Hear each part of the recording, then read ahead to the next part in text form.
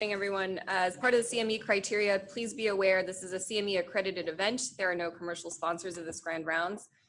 Disclosures were reviewed and no conflicts of interest were found. Here today we have Darin Latimore presenting Unconscious Bias, How Does It Affect Patient Care? Darin Latimore joined Yale in January of 2017 as the Deputy Dean for Diversity and Inclusion. He will function as the School of Medicine's inaugural Chief Diversity Officer. He will be responsible for developing and implementing a comprehensive plan for furthering diversity, equity, and inclusion at the school, including a robust recruitment, development, and retention program for faculty, students, and staff.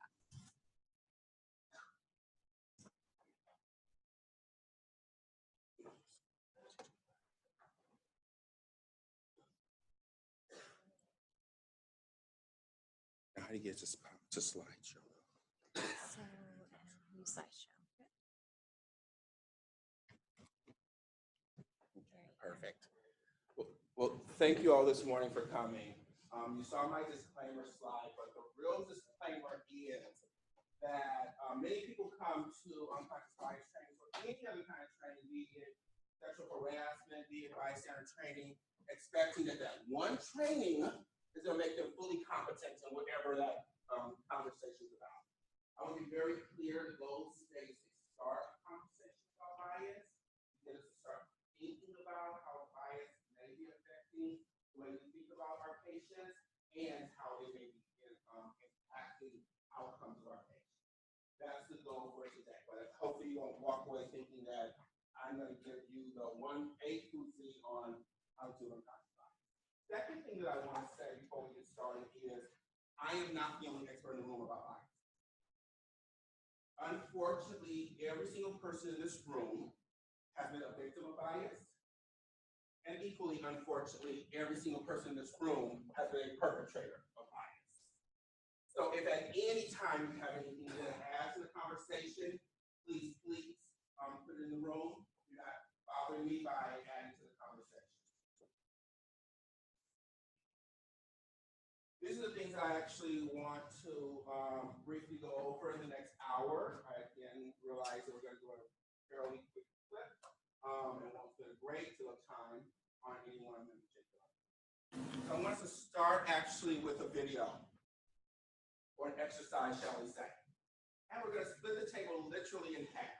So those of us on this side of the room, we're going to watch the video and listen. Those of us on this side of the room, you're going to do me a favor, you're going to close your eyes and you're simply going to listen. So why don't we close our eyes? When you open your eyes, when I'm done, I'll ask you to open your eyes. Ba ba ba ba ba ba. Okay, when you open your eyes. Those who were watching and listening, what did you hear? This is the interactive part. And Doc, okay. Did anyone else hear something different on this side of the room? Doc, did anyone else hear anything different?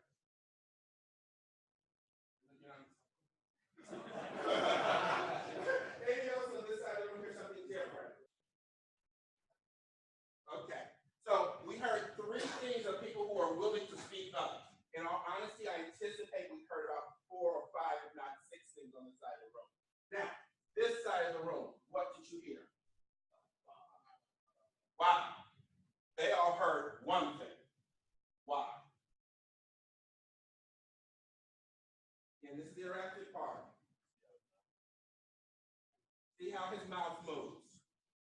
I often will say, let me put my glasses on so I can hear you. And there's actually some truth to that. We like to think that all of our senses are independent. We heard exactly what was said. Instead of, which you guys have actually just been demonstrating of, you heard what you thought you saw. So you all heard different things because exactly what the gentleman said. His lips were saying something different than what the actual words were. So you were trying to interpret his lips and reconcile it with what you heard. In many cases, what we think we see, we will actually override what we actually heard. So it is very easy for people to actually hear very different things when only one thing was said because of how they interpret the situation. So you guys are right. You heard the right things. But the goal of this is to next time you're so convinced you know what someone said, I ask you to think about what you believe you saw. Let's do another exercise. This was about observation. I'm going to show you a short video, and I'm going to ask you afterwards, what did you see? I will tell you up front, multiple things happen.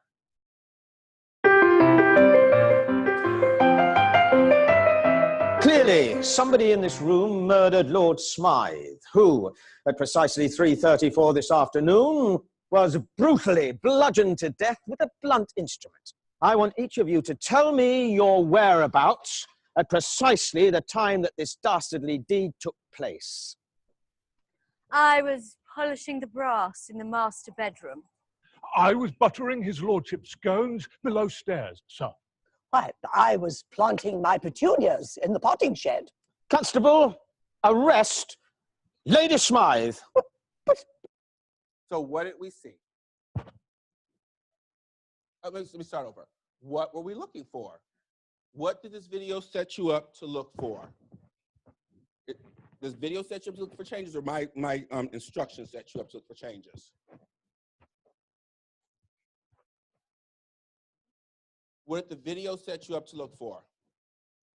What was the big words across the front? So what did the video set you up to look for? Who killed the guy? So that's what most people, I would assume, in the room were actually trying to figure out who actually killed the person, I would assume. Or, since I set you and said there's going to be changes, or you have Mr. Diversity standing in front of you, let me look for the lack of diversity on the screen. Okay. Now, in that context, what did you see? Anybody see anything?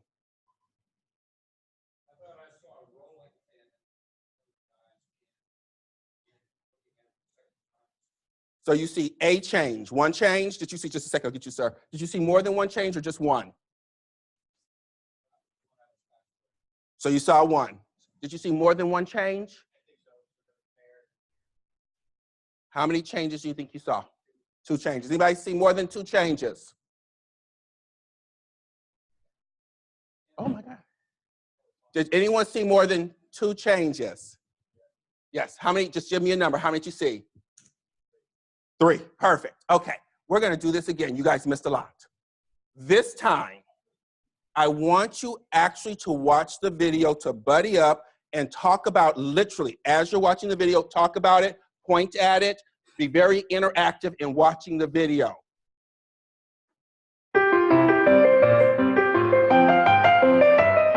Clearly, somebody in this room murdered Lord Smythe, who, at precisely 3:34 this afternoon, was brutally bludgeoned to death with a blunt instrument. I want each of you to tell me your whereabouts at precisely the time that this dastardly deed took place. I was polishing the brass in the master bedroom. Really I was buttering his lordship's scones below stairs, sir. Why, I was planting my petunias in the potting shed. Constable, arrest Lady Smythe. Okay. Did we see more the second time? Yes, we did. Why might that be? Other than I told you you didn't see much the first time. Why might that be? Pay more attention.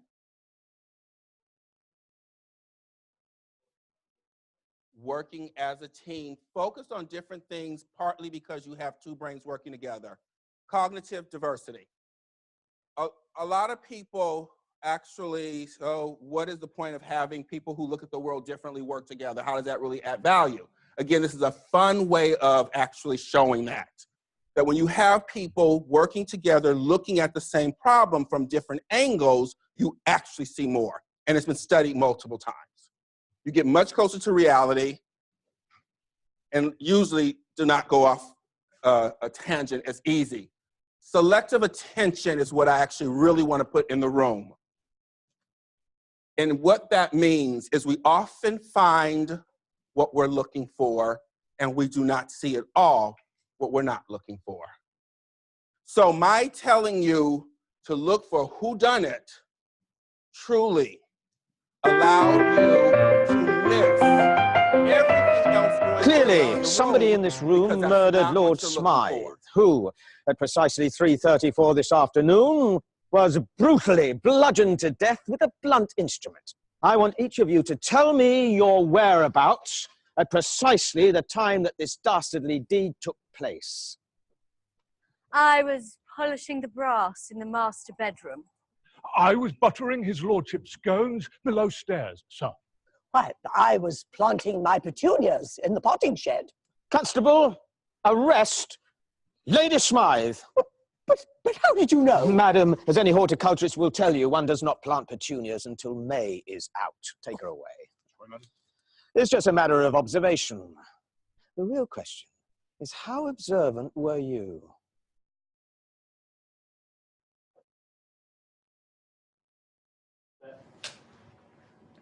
Action. Clearly, somebody in this room murdered Lord Smythe, who, at precisely 3:34 this afternoon, was brutally bludgeoned to death with a blunt instrument. I want each of you to tell me your whereabouts at precisely the time that this dastardly deed took place. I was polishing the brass in the master bedroom. I was buttering his lordship's scones below stairs, sir. Why, I was planting my petunias in the potting shed. Constable, arrest Lady Smythe. So, a couple of things here. The most important thing is be very cognizant. When you walk into a situation, if you have preconceived notions as to what you will find, that is probably what you will find. So if you have preconceived notions whether the patient that's going to be sitting in that room is going to be intelligent, articulate, compliant, then you will find that because you will ask questions to reinforce that.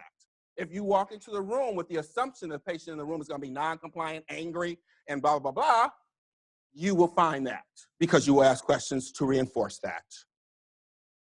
Second, this is how we all can be looking at the same thing and again, see very different things. This is how we all can be looking at the same news clip. African-American man shot by a police officer. Half of us see a police officer in danger for his life. And the other half of us see yet another black man killed needlessly. We've all looking at the exact same video, but quite frankly, from very different lenses and looking for very different things. Next exercise. I'm going to show you 6 images of people. They're all real people, so if you know them, please do not say the names out loud. 6. I want you to tell me who's most friendly. I want you to tell me who's most competent. Now, I know some of you, oh, that's so artificial. How am I supposed to know who's friendly and who's competent by looking at a picture? Well, this has been studied multiple times, and I can tell you the data says that we do it in milliseconds as we pass people on the street every moment of the day. We come up with an entire scenario about people. So let's have a little fun with it. Again, who's most friendly, who's most competent? You guys, when at the end, I'll ask you to vote for just one. Most friendly, most competent. Again, if you know any of them, please don't speak up. Don't speak up if you know any of them.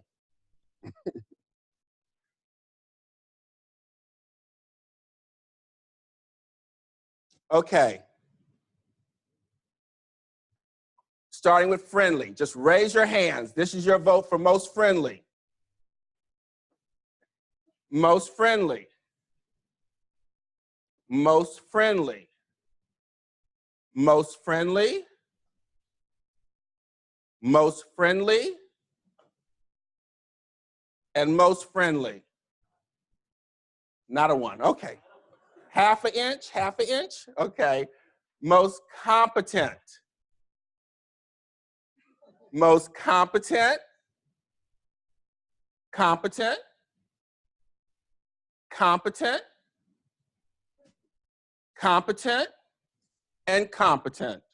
Okay, take about 2 minutes, powwow with the person next to you. What within us says someone's friendly? What within us says someone's competent? Because again, we don't know them from Adam's apple, but culturally, we definitely in our minds have a sense of friendly and competent. Just talk amongst yourselves for 2 minutes and then we'll come back together.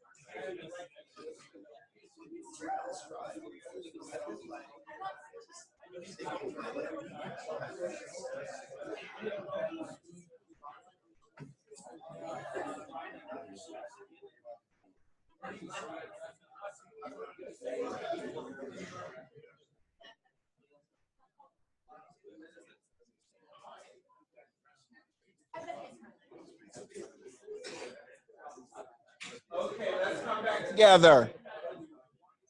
Thank you very much. Let's come back together.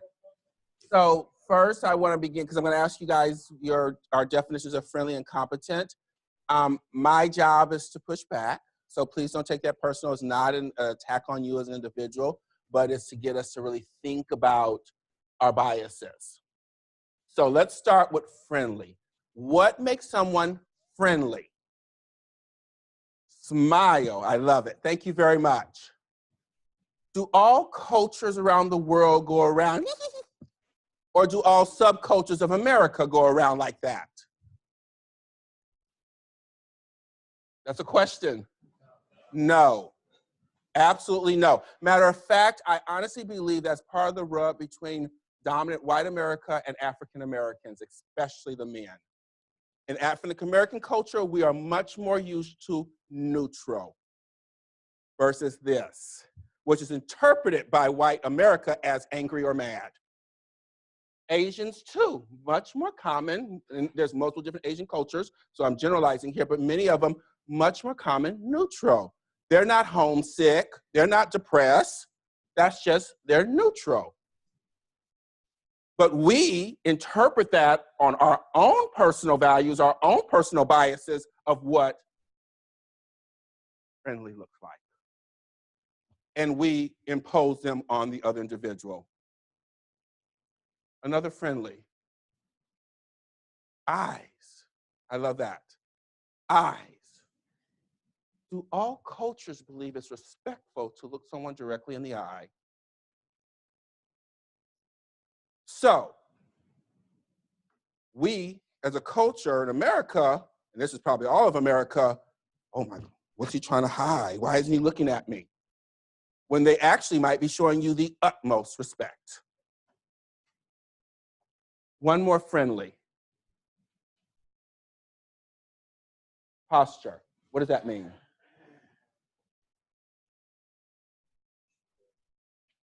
I think you're saying open versus closed. Which one of these has a closed posture? Miss Universe, thank you. I'm glad. I figured we would get there. She's from Russia.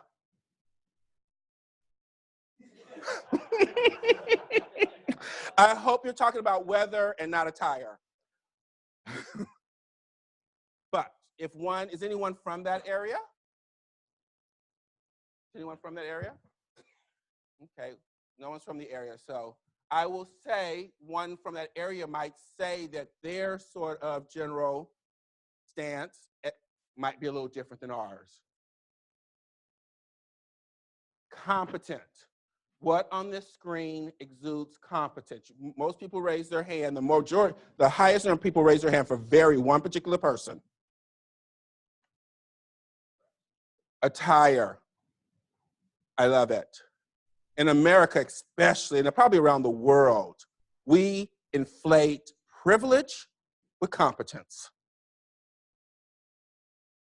all the time. If I was at a Google startup company, which I was a couple of weeks ago, with the most competent person in the room actually have a suit on? No, I assure you, not a single person in that room had a suit on. Multi-billionaire, billion-dollar company. Competence. What else gives us competence? Again, you guys pointed to one very particular person. What exudes confidence?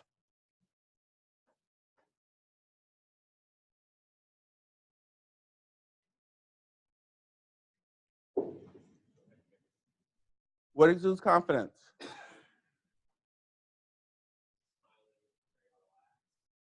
Which one are we talking about? Guy in the suit. Anything else about the guy in the suit? Other than he's a guy?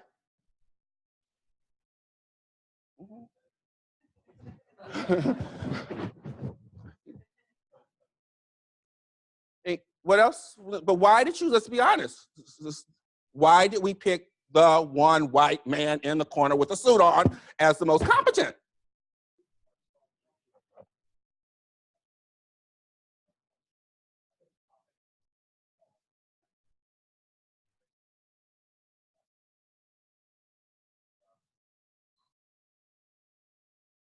Okay, well, I have a feeling that that's not how you dress in the operating room. I would say that society, America's dominant society's view. Male, dressed affluently, Caucasian. Let's just put it on the table.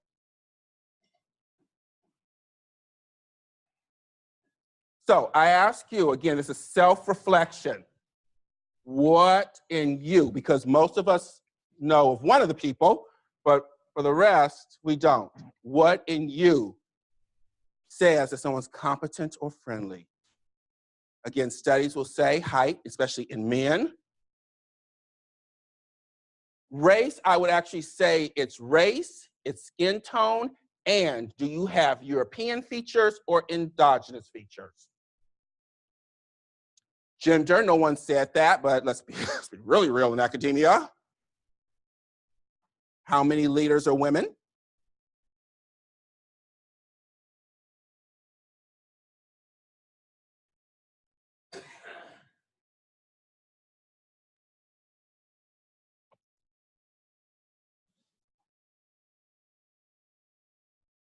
So the point of this exercise, again, was not to figure out who's on the screen, but to get us to, again, do some self-reflecting.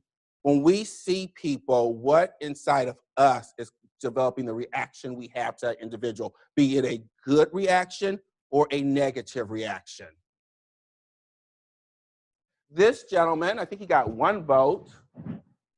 The tattoo on his arm is a zip code of the town that he's a mayor in, that he brought out of bankruptcy. He's a Harvard graduate. This person, first female president of India. This gentleman, as many of you guys know, is Ted Bundy, extraordinarily competent, killed many women. But what's more important is that he understood you quite well. Quite well. And he dressed exactly like this in court because he did understand you quite well. This person,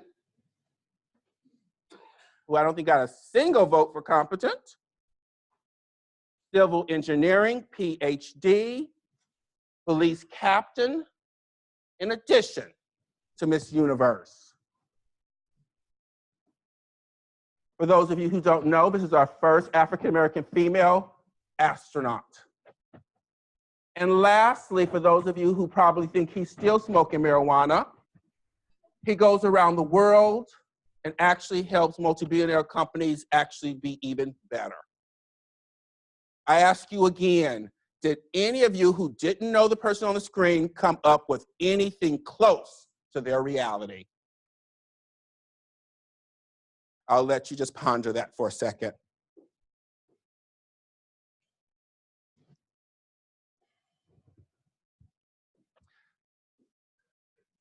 In 2002, the Institute of Medicine came out with a report, Unequal Treatment, which basically said that we need to actually do a little self-reflection around healthcare disparities.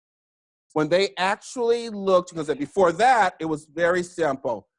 Reason why African Americans, Latinos, Native Americans have worse healthcare outcomes, it's all about them. They're uneducated, they're poor, they're non-compliant, et cetera, et cetera. What they actually did was they actually matched education, economics, other demographics, and showed very clearly healthcare outcomes are still different. And therefore, maybe there's actually something that we as the healthcare providers need to own. That was the first report that came out in 2002. There are multiple reasons other than just bias that lead to difference in treatments. But almost every area that's been studied around healthcare, you will see that there's difference in treatment across differences in people. Again, I don't want to imply at all that this is the reason, that the whole reason that we have healthcare disparities. But I think we do need to, as healthcare providers, own some of it. The next year, they actually came out with a stronger statement, which is still not all that strong, basically saying, and this is the Institute of Medicine again, that clearly we as physicians have some stereotypes and biases that are leading to the difference in healthcare outcomes. This led to some significant studies looking at our biases. Now, how am I using bias? I'm not using it in a pejorative way at all, in all honesty. I'm not looking at it as good or bad because it's very innate in us. We all have it. I am using bias to mean that you, and this is as physicians, we're really trained in this one, we are using something from our past experience and more likely a perception of a past experience or society as a whole's past experience or perception, and we are projecting it onto the moment as if it is factual about the moment. Now, having said that, we have to. I cannot go through my entire day saying, is the ground gonna be there? Okay, is the ground gonna be there? Is the ground gonna be there? At some point, I'm gonna have to assume the ground's gonna be there and get to walking at some point. It becomes problematic though, when our biases are used to advantage some at the expense of others. But bias within itself is innate and it is not the problem. It's a shortcut. It's our fast brain, which we'll get to that in a minute. And it's automatic. Unconscious bias is out of our awareness if we do not slow our brain down. It's not intentional, and again, if we don't slow our brain down, it's not in our control because we actually perceive whatever we are thinking we see as factual, and we spit it out as if it was factual.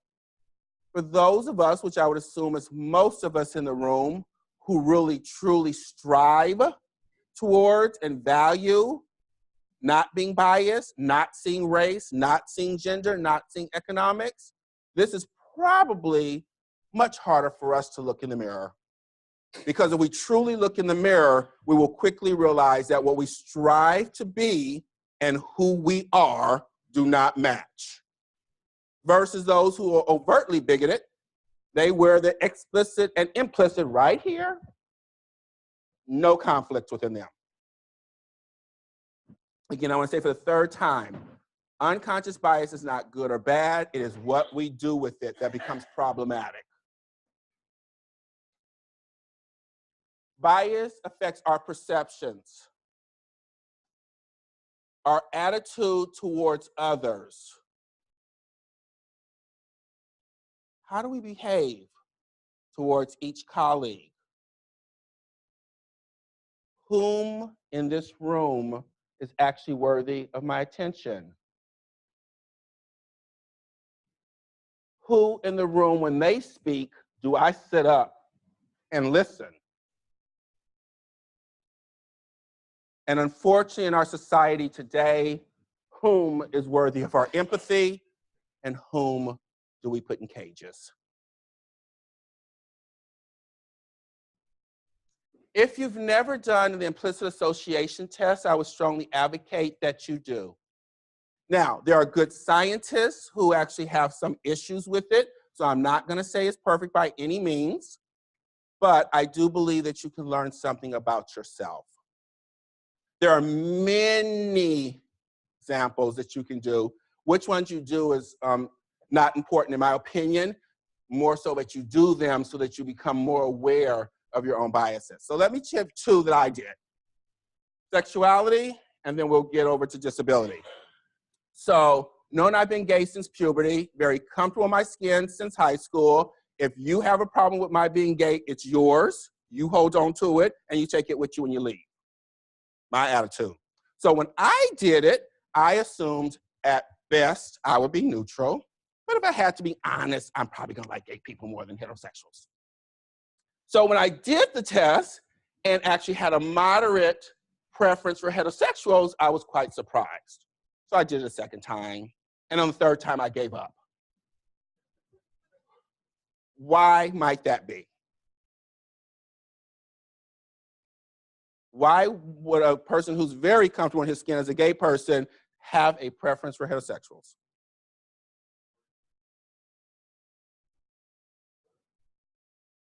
You can be. Internalized, some people consider internalized racism, internalized oppression, sexism. I would say, though, most likely, as I grew up in the same society as everybody else, watching the same cartoons, the same news, the same media, I can guarantee you, most feminist women in the room, many of you, if you took the gender science IT or the gender career IT, you still probably, especially the career one, still probably would say women are the nurturing and men are the leaders. Ethnic minorities in the room, the studies have shown for the most part, we still have a preference for Caucasians over our own ethnic group, or lighter people within our ethnic group than the darker people within our ethnic group. Again, we all grew up in the same society. So when I say we all need to own that we have unconscious bias, now we have it at very different degrees depending on the issue, but we all have some level of bias. Disability probably was the most revealing for me. When I took it, I had a very strong preference for abled over differently abled. And literally, before I finished taking the test, my mother, who's actually going to be coming to visit me on Sunday and has been in a wheelchair since I've been in high school, was very vivid in my eyes. It became very clear to me very quickly that some of the not so good dynamics I have with my mother are about Darin Latimore, not about his disabled mother. So again, take the opportunity to learn something about yourself. Now let's have a little fun. So what am I actually asking you to do? When I say fast brain, slow brain, when I say fast brain is your unconscious bias, and when you're making crucial decisions, I'm saying you need to use your slow brain. What am I asking you to do? I apologize for anyone in the room who's colorblind. I have not found another way to do this, but if you do have issues with color, I do give you my humble apologies. We're going to be looking at colors. I care not what the letters say. I just want you to say the colors out loud. We'll go at a nice clip. This is fast brain. You should not have to think. You should see something and it should spit out.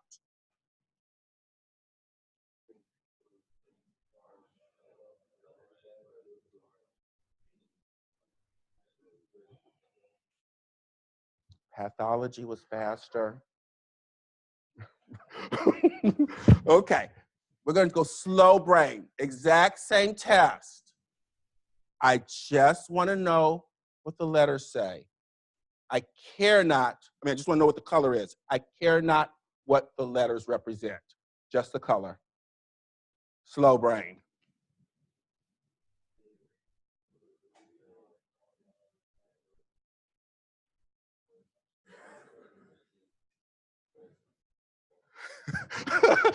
Well, that was slow brain. What did the brain actually do for us, though? It read it. So again, we had fun with this. But if this was something that happened really in reality, you would have saw that, you would have saw red, and you would have went through your day, it was red, period. Based on your own perception, not based on the reality of what I asked you to do. So again, when you're making crucial decisions where you might have different outcomes across differences, you gotta slow the brain down. You gotta slow the process down so we can be honest about, are we making the decision based on the facts in front of us? Are we making the decision based on some experiences we have had in the past?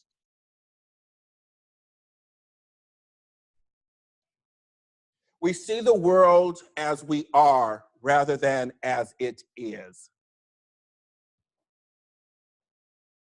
Ooh, I'm going to do a lot faster. This study is old, 1999, but it's one of the landmark studies. It was done amongst family practice physicians. They created scenarios of cardiac disease. They had actors actually create videos, and they actually showed, they gave the case to the family practice doctor along with the video. What did they find? They found, and many studies have found the same thing, men were treated differently than women. Whites were treated differently than African Americans. And that was one of the first studies that actually looked at when you give physicians objective data in a controlled setting, that they actually treat patients differently, even though the facts in front of them are exactly the same. That was 99, sorry. This one is a repeat concept in 2007, but they added the Harvard Implicit Association test around race and around compliance. And what they found was that all of the physicians had a preference towards Caucasians. Again, that's every study you're gonna do will show you that one. That the stronger the preference towards Caucasians, the less likely that you would treat the Black patients what at that time was like cutting edge therapy thrombolytics.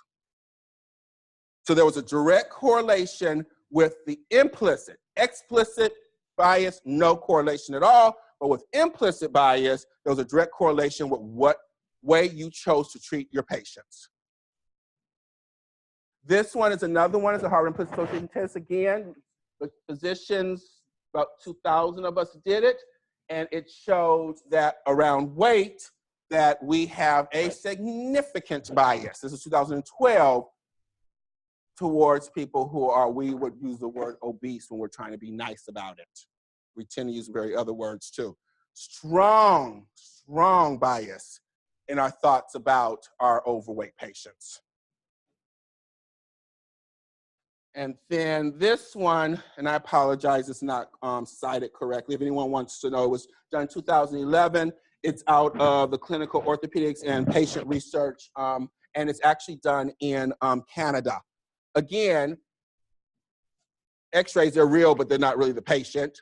Create a scenario, mild osteo, moderate osteo, severe osteo. And what they found, which a lot of studies have shown, which actually also is part of thinking about how to fix it, when it's very clear, i.e. mild, did not refer male or females to have surgery. When it was quite severe, again, quite obvious, men and women were referred equally. But when there was ambiguity, then our biases actually started to play, and that is when the primary care doctor referred 50% more plus men for surgery. And then when they sent the fake cases again to the ortho doctors, when it was moderate, would say, yes, I will do surgery on significantly more men than women.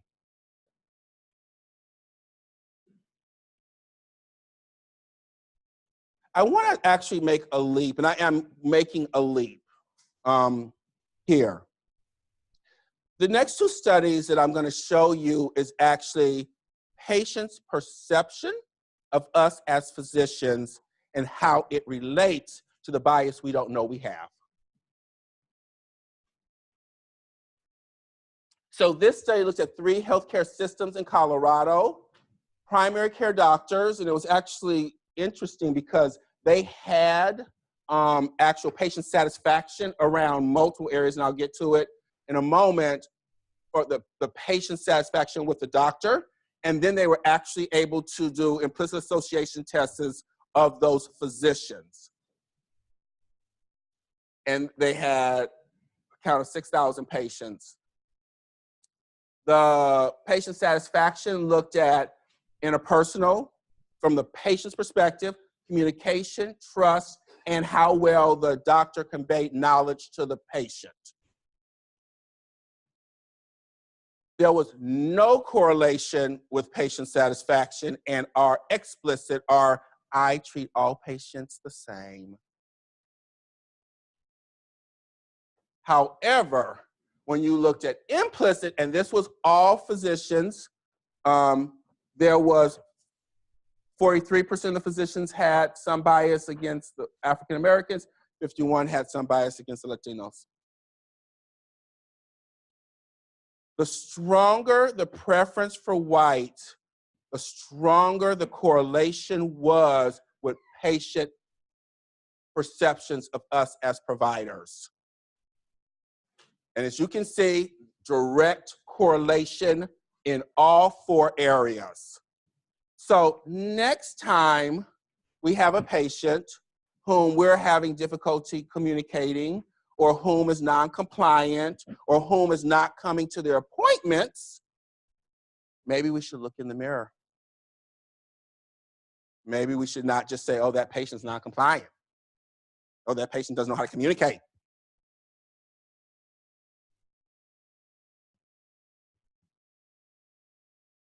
Second study, same concept. Looked at, again, preference for blacks over whites, and sort of like the one that was on the thrombolytics, looked at our perception of who is going to be compliant. IT test. So they audio taped, videotaped, and got the patients, so they had objective and subjective.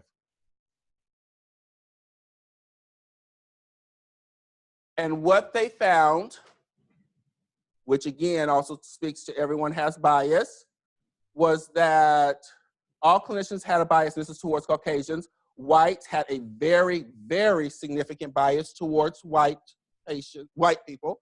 Blacks, however, had bias also. Now, this -0.5, I want to help you interpret. So as a whole, it was very slightly towards other Black/African Americans.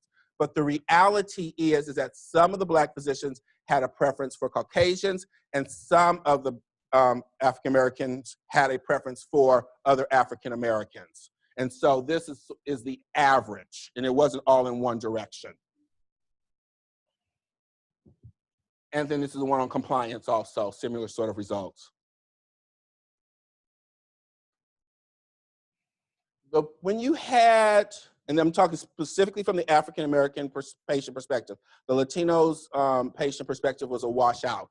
When you had more of a preference towards Caucasians on your implicit association test, you were much more dominant in the conversation with your Black patients. You did all the talking and very little listening. When you had the same preference for Caucasians, the affect, the smile, as we talked about, to show the friendliness, that open posture, there was a lot less of it towards your African American patients. Your patients felt they had a less respect for you. Again, they didn't label it as you were biased, but they clearly knew something was in the air, and they had less confidence in you, i.e. not filling your prescriptions or doing the follow-up. And they were much less likely to refer their colleagues, their friends, their family to you. Again, they did not, the patient didn't say, oh, my doctor is biased. They just felt there is something wrong with our communications.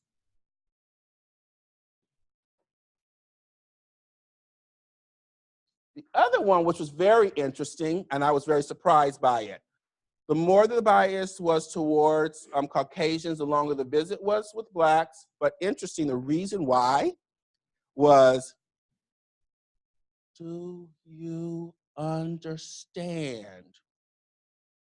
Anyone had that experience before? And so literally talked to the patient as if they were not very intelligent or didn't speak English, or so a longer visit actually is very interesting, because I would have thought a longer visit actually meant quite the opposite. But in this study, a longer visit actually had negative implications, because that time, the value of that time was worse, not better. So what can we do in the next 15 minutes? And this is really a conversation.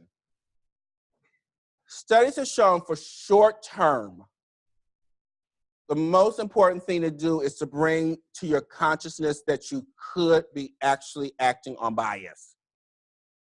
So just having these conversations, now again, we're very clear, that is short term. So having this once and not coming back to this topic for the next year is probably not sufficient.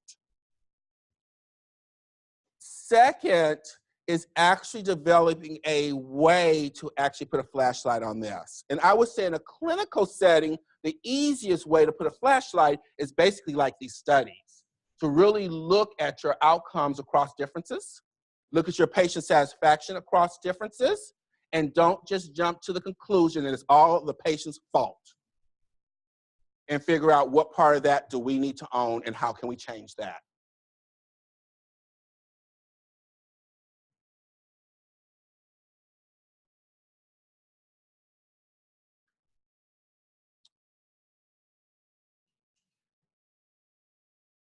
When you feel most uncomfortable, most awkward in a situation is when you actually probably should think about this most.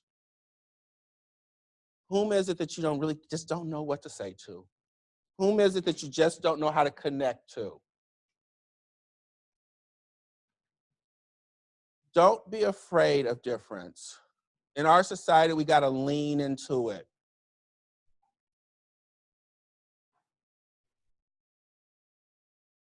This, if done correctly, is actually what's been studied to actually have a long-term, if not permanent potential, if done correctly. And what do I mean by that? Historically, we have done it very wrong. Historically, what we do when we want to get to know a different culture, I'll use that term, we will go with this attitude of we're up here and we're going to go save those people over there. That's absolutely the wrong approach if your goal really is to get rid of your biases or their stigma. That actually pretty much reinforces both. If you are truly trying to get to know someone who is different from you, to get to understand them better, you must come as equals around the table. Now, the skill set you bring as a urologist may be quite different than the skill set that they bring as a community activist. But the moment you start acting as if your skill set is somehow of greater value at that table, the moment that this is not going to work. So in heart and in mind, if your real goal is to really get to know the other, whatever that means for you, you really have to come to the table truly in your heart as an equal to learn about them and with humility. That is the way, from a study perspective, is the only way we're really going to get change in this country. And then feedback.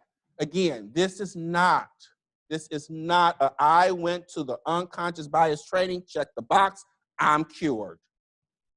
This is developmental. This is a lifelong path. Thank you very much for your time.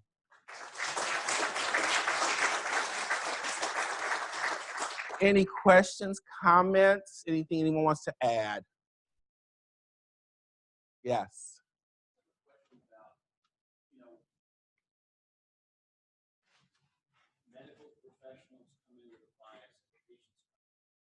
Which I didn't talk about, and you're right, patients come with a strong bias. So if they're not confident in the medical community helping them, and you are, even if you try hard to kind of be cognizant of that, sometimes you make an error. We all do. And I just wonder how you would say best to handle that when you say something that maybe said in a way that was either misinterpreted or just interpreted appropriately by the patient in a way that you didn't necessarily mean to send it, how as a physician do you recommend we address that with the patient? I try my best to just follow it. I didn't really think of it that way, and it's probably based on unconscious bias. So I think with that type of situation. Well, I think it's always good to apologize for impact. Your intentions were not wrong, so I would not apologize as if you purposely did something, but I definitely would apologize for any impact I have on a person. But to me, that's a good chance to actually open a conversation. So what you just said, I just literally last week had this example. We have a Caucasian person, male, greeting everyone as they come through the door. Hi, how are you? Can I help you? Hi, how are you? Can I help you? Hi, how are you? Can I help you? As you come through the door. Well, I can assure you that landed on different races and ethnicities very differently. Intent was to be welcoming. Well, the African-American people who came through that door did not consider that welcoming. They felt that that was saying, you don't belong here, let me check your credentials to ensure you belong in this building. So, just as you said, intent was not to offend, but very clearly an entire group, not an individual, a group took that hi, how can I help you, very differently. So it's going to happen with our best intentions. What I would say is the moment you see that body language change, the moment you see that eye contact change, the moment you see that voice change, stop. Don't just, oh, let me play like I didn't see this, I only got 3 seconds to go. Let's plow through it. That is not the right response if you're trying to develop a long-term relationship with that individual that is trusting, that's going to lead to compliance on whatever it is you ask them to do. And just acknowledge what's in the room and try and get them to talk about what they're experiencing. And then you own what you own, and what you don't own, have a conversation about that. But that's what I would try and do. I would stop and try and get them to acknowledge whatever they're feeling and why. So then you'll understand your patient better and where they're coming from. Yes. Very different.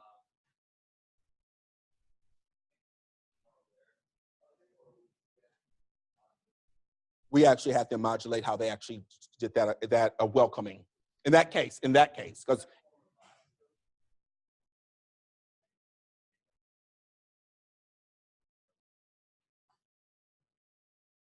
well, but it may be biased for one individual, but I can tell you, if you separate it into groups, the response was quite different. So we were responding to the group's response. It was not, so yes, so moving forward, you're correct, because the next person coming through the door who's African-American may have a different response to our new greeting, but it was trying to respond that it clearly was landing wrong and insulting some people, offending and upsetting.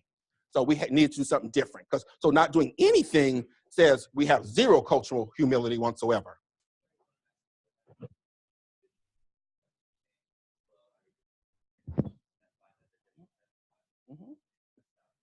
Well, I would try and figure out what you're doing, try and figure out from them. So for example, me, the world I come from, hug everybody.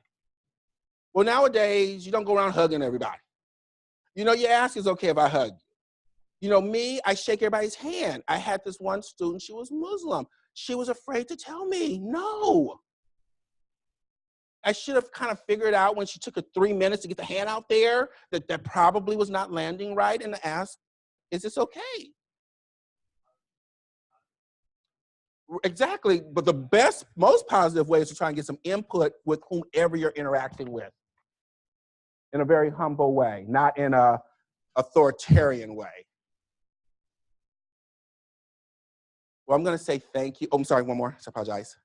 So let's reverse the scenario and say that you've got a conference, 3/4 are Caucasian, 25% Afro-Americans, or other ethnic minorities, and the reception staff is all Afro-American. What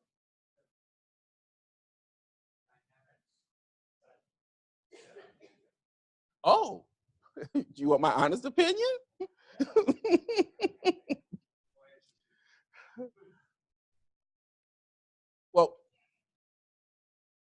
So I'm going to go back to an anecdote. So I think your question is having all, well, let me take a room full of African Americans, or just the help, quote unquote, help is African American? The readers. Before you said you had 2 or 3 Caucasians Mm-hmm. creating some discomfort among them. Let's reverse it the other way around. Now we have, say, some ethnic minority or African American readers, say, predominantly Caucasian. What do you sense the dynamics of something like that? So it could go in 2 ways. And this is Darin Latimore speaking. I have no data for this one. The other one I had actually experienced like 2 weeks ago. But this one is based more, I'm extrapolating from other very well-known phenomena. So 2 things could happen. As an Caucasian person, in general, you are in a place of privilege relative to minorities. And so if you simply see them as the help, as the worker, it won't matter. But the other dynamic that can happen, which is very common in this country, which is why I asked you if it was a room full of African Americans, is you might have fear. Not talking about you as an individual, but about Caucasians in general. And so that would cause potentially a negative reaction if they are fearful to even go into the situation. So it could be nothing at all because it's normal. You know, I'm used to the workers being Black. Just walk right on past them, as I always do, which is a daily phenomenon. Or it could lead to fear. So those are 2 possibles.